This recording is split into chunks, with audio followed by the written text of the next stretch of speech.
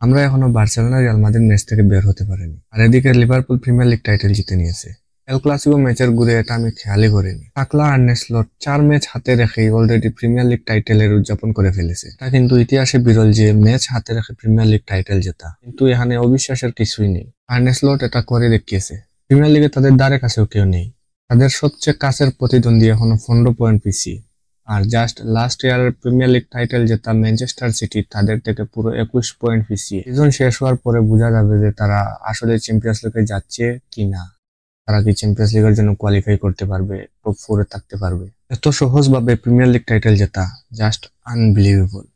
আমরা দেখেছি যে ম্যানচেস্টার সিটি লাস্ট কয়েক বছরে যতটা প্রিমিয়ার লিগ টাইটেল জিতেছে, আর্সেনাল প্রতি বছর তাদের প্যারা দিয়েছে। গোল ডিফারেন্সে তারা প্রিমিয়ার লিগ টাইটেল জিতেছে।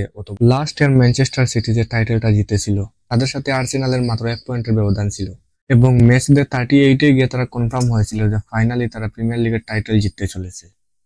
But Arne Slot and Liverpool this year unstoppable.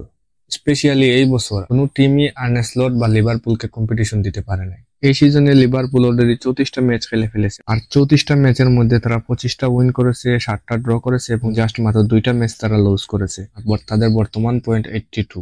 দ্বিতীয় স্থানে অবস্থান করা আর্সেনালের পয়েন্ট সংখ্যা 67, তৃতীয় স্থানে অবস্থান করা নিউক্যাসল ইউনাইটেডের পয়েন্ট সংখ্যা 62, এবং চতুর্থ স্থানে অবস্থান করা ম্যানচেস্টার সিটি তাদের পয়েন্ট 61। 5 এবং 6 রয়েছে নটিংহাম ফরেস্ট এবং চেলসি, আর তাদের পয়েন্ট সংখ্যা 60। তো এবার তো ক্লিয়ার হয়েছে যে লিভারপুলকে এবার কেউ টক্কর দিতে পারেনি, প্রিমিয়ার লিগ রয়েছে, আর তারা ফাইনালি প্রিমিয়ার লিগটা গড়ে তুলে। আর্নে স্লটকে যেভাবে সিঙ্গিং করে ইয়র্গান ক্লপ পরিচয় করিয়ে দিয়েছিলেন এনফিল্ডে, আজকে কিন্তু আর্নে স্লট ইয়র্গান ক্লপের সম্মানে কিন্তু সেই সিঙ্গিংটা আবার আর্নে স্লটের নামে করেছেন। এটাই হয়তো ফুটবলের সৌন্দর্য। তাদের সামনে জাস্ট একটা টাস্ক ছিল যে আজকে তোমরা টটেনহাম হটস্পারকে হারাও এবং প্রিমিয়ার লিগ টাইটেল নিয়ে নাও। আর আর্নে স্লট বা লিভারপুলের কোনো ব্যতিক্রম করে জাস্ট 5 একে টটেনহাম হটস্পারকে উড়িয়ে দিয়ে তারা প্রিমিয়ার লিগ টাইটেল সেলিব্রেশন করেছে। এই সিজনে রিয়াল মাদ্রিদ কোনো ট্রফি না জিতলেও ম্যানচেস্টার সিটি অন্তত একটা ট্রফি জিততে চলেছে। তারা জাস্ট লাস্ট নাইট নটিংহাম ফরেস্টকে উড়িয়ে দিয়ে এফএ কাপের ফাইনালে অবস্থান করেছে। আর ফাইনালে তাদের প্রতিপক্ষ টিম তেমন একটা স্ট্রং নয়। এই ম্যাচটা হয়তো তারা ইজিলি উইন করবে এবং অন্তত একটা ট্রফি ম্যানচেস্টার ইউনাইটেড জিততে চলেছে। এফএ কাপের ফাইনালে তাদের প্রতিপক্ষ ক্রিস্টাল প্যালেস, আর স্পেশালি ক্রিস্টাল প্যালেস এই সিজনে অনেক ভালো করছে। তারা পয়েন্ট টেবিলের 12 নম্বর স্থানে অবস্থান করছে। কিন্তু প্রশ্ন হচ্ছে, ফাইনালে কি তারা পেপ গার্দিওলা এবং ম্যানচেস্টার সিটিকে কম্পিটিশন দিতে পারবে?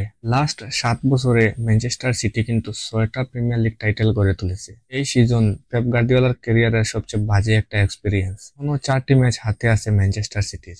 তারা যদি কোনো একটা ম্যাচ ডিফিট করে, তাহলে একটা প্রশ্ন থেকেই যাচ্ছে যে আসলে চ্যাম্পিয়ন্স লিগের জন্য কোয়ালিফাই করতে পারবে, কারণ তাদের গায়ের ওপর নিঃশ্বাস ফেলতেছে নটিংহাম ফরেস্ট এবং চেলসি। যদি চ্যাম্পিয়ন্স লিগে যেতে হয় তাহলে অবশ্যই যে 4টি ম্যাচ রয়েছে এই 4টি ম্যাচ মাস্টলি জেতা লাগবে। তো কামিং ডেজ আমরা দেখতে পারবো যে আসলে তাদের কপালে কি আছে। তো এতটুকুই বলার ছিল প্রিমিয়ার লিগ টাইটেল, এফএ কাপের ফাইনাল নিয়ে।